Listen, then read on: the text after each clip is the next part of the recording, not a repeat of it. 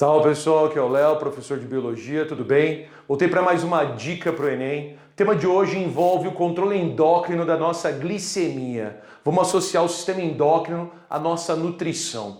Glicemia é o quanto de glicose a gente tem no sangue. Após uma refeição em que a gente ingere carboidrato, a glicemia aumenta. A gente digere o carboidrato, transforma polissacarídeos em glicose e essa glicose é absorvida, vai para o sangue. A taxa de glicose no sangue a gente chama de glicemia. Bem, quando a nossa glicose aumenta, um hormônio que é produzido lá no pâncreas, pelas células beta do pâncreas, chamado insulina, ele age.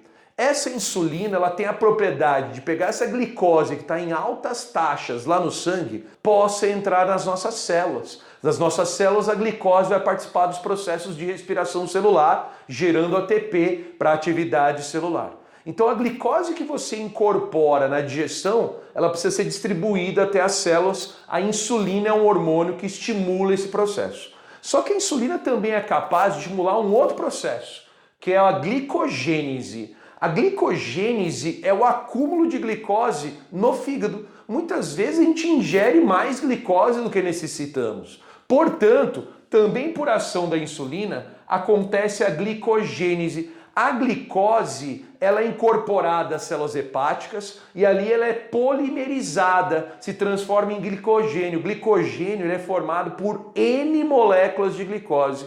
Muitas glicoses agregadas, elas se acumulam ali no fígado na forma de glicogênio. O glicogênio é um carboidrato de reserva. A gente armazena glicogênio, principalmente no fígado, mas também lá nos nossos músculos, para poder usar quando há necessidade. Necessidade, por exemplo, quando falta glicose no sangue. Quando a glicemia está baixa, a gente fica muito tempo sem comer, sem ingerir carboidratos. Quando a glicemia fica muito baixa, essa glicose que está na forma de glicogênio lá no fígado e nos músculos, ela é degradada num processo chamado glicogenólise. Quem estimula a glicogenólise é um outro hormônio chamado glucagon, produzido lá nas células alfa, também do pâncreas. A glicogenólise pega a glicose que estava polimerizada lá no fígado, na forma de glicogênio, ela é transformada em moléculas de glicose e isso permite o abastecimento de glicose no sangue para ser distribuído para as células quando a glicemia está muito baixa. A gente pode ver esse comportamento aqui, ó, nesse gráfico. E aí, para o Enem, eu acho que a análise do gráfico seria bem interessante. Olha, aqui nesse eixo eu tenho a medida da glicemia, a quantidade de glicose por sangue. A gente mede a quantidade de glicose em miligramas por decilitro de sangue. Aqui está marcado 90 miligramas por decilitro. 90 é considerado o valor de referência. Quando se faz um exame de glicemia em jejum, o valor 90 é aquilo que é esperado se encontrar de glicemia no exame de sangue. Aqui nesse outro eixo, ó, aqui embaixo, eu tenho o tempo em horas. O tempo está marcado em horas porque ao longo das horas a gente quer ver como varia a glicemia desse indivíduo. Bem, essa pessoa, ela fez uma refeição aqui no tempo zero. Após a refeição, ingerido carboidrato, feito a digestão do carboidrato, transformado carboidratos grandes em glicose, a glicemia após a refeição aumentou. E a glicemia tem pico, maior aumento, depois de 2 horas. Ela chega a 180 miligramas por decilitro de sangue. Bom, essa glicemia está alta. Quem age nesse momento?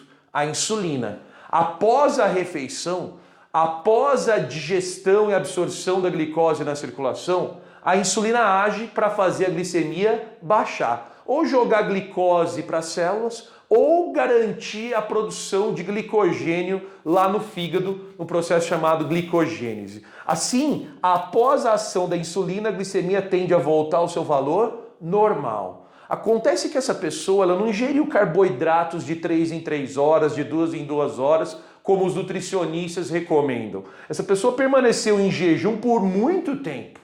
Após 6, 7 horas, olha só o que acontece com a glicemia desse indivíduo. Começa a cair. A taxa de glicose passa a ficar muito baixa. Começa a faltar glicose para as células. A falta de glicose, a hipoglicemia, causa náusea, causa um cansaço por conta da falta do combustível que é a glicose para as células.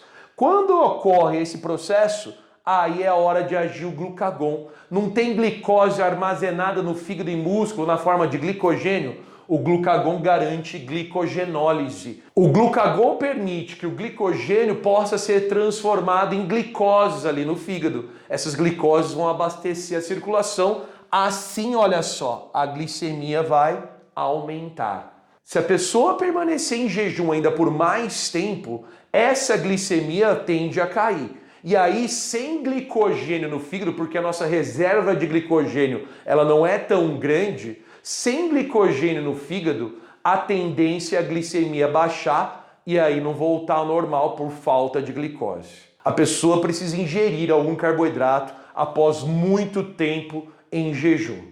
Pessoal, aqui em laranja eu coloquei a ação da insulina e do glucagon quando se refere à glicemia.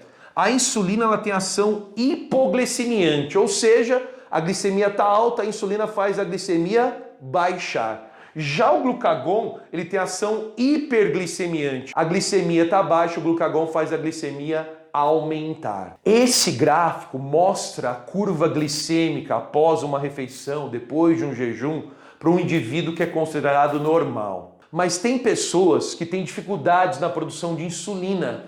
Ela sofre de uma doença chamada diabetes. Se a pessoa é diabética e faz ingestão de um carboidrato para aumentar a sua glicemia, mesmo após um jejum prolongado, essa glicemia permanece alta. No exame de sangue, valores acima de 100 mg de glicose por decilitro após jejum já indicam uma pré-diabetes. E valores acima de 160 após um jejum prolongado já indicam que a pessoa é um diabético em potencial. Então, pessoal, esse é um processo fisiológico interessante de controle de glicemia a partir da ação de hormônios. Espero que você tenha aproveitado a dica. Não esqueça de curtir, compartilhar esse vídeo com mais pessoas. Assim, você permite que essa informação chegue a pessoas que estão se preparando para o Enem, já que estamos aí bem próximos dessa prova. Não esqueça que vai ter uma lista de exercícios sobre esse tema lá na descrição do vídeo no YouTube. A gente se encontra na próxima dica. Valeu!